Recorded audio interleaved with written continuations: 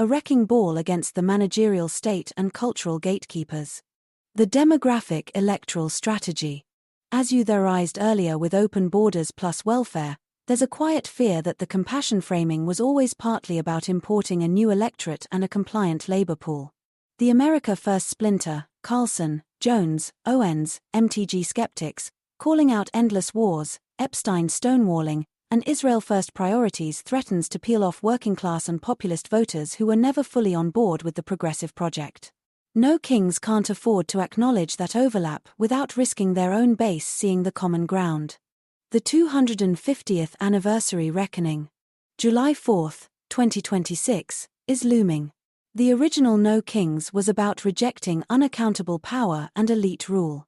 The current movement's version is mostly performative anti-Trump rage. They know the symbolism could be turned against them if the conversation shifts to no kings on the left either, endless wars, elite capture, institutional overreach. That's why the inward shaming is so loud right now. They're trying to lock their own side in before the anniversary forces a more coherent reckoning. The fresh and fit parallel in action. Just like the women on those shows who deny red flags while displaying them, the No Kings crowd keeps revealing the very things they're terrified of. They accuse the right of not pushing back while simultaneously shaming their own moderates for silence. They claim to oppose kings and authoritarianism while defending institutional power structures that act king-like. They treat any policy disagreement on Israel, Epstein, or foreign wars as moral evil, mirroring the very cancel culture tactics they once opposed. Trump's original sin in 2015 to 2016 wasn't policy, it was that he made the hidden power arrangements visible. The hatred has always been about protecting the unseen machinery, media narratives, elite networks, demographic strategies, institutional insulation.